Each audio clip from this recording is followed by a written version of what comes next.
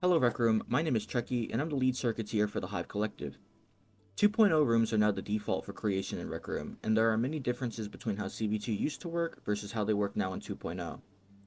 Today I'm going to be showing you how to lock the pickup of an item to a purchase in the 2.0 room, similar to how you used to be able to lock pickup of an item to a key.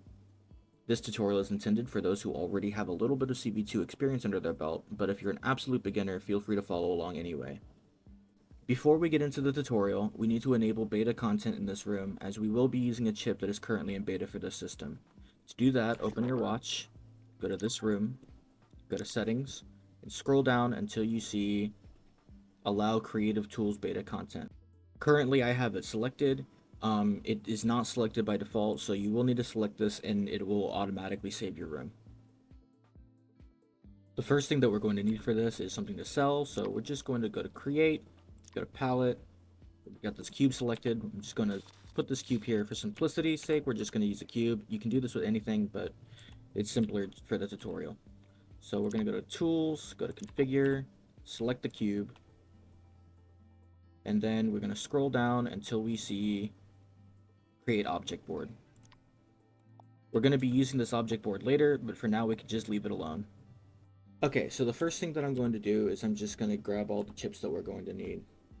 So we're going to need a room offer constant, an event receiver,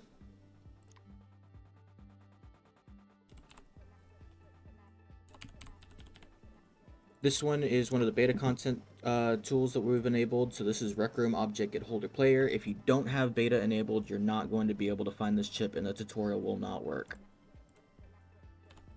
Next, you're going to need an if chip,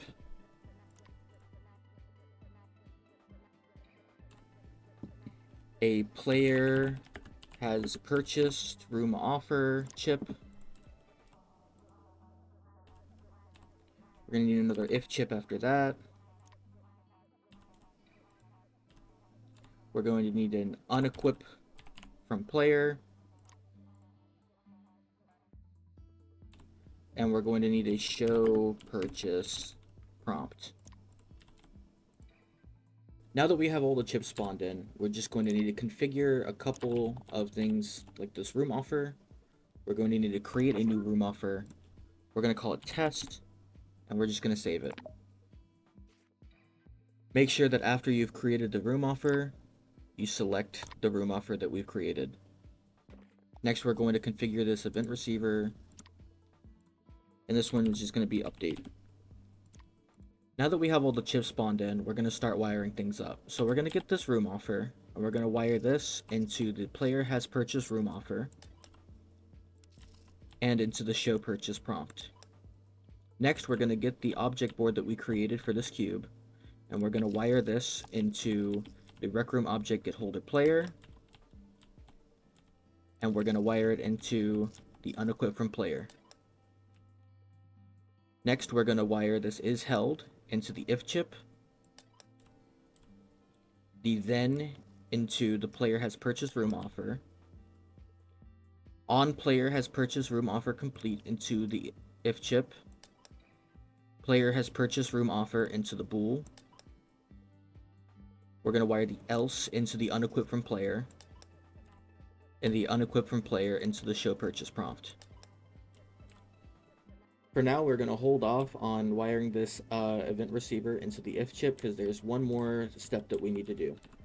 We're going to open our watch. We're going to find an animation controller.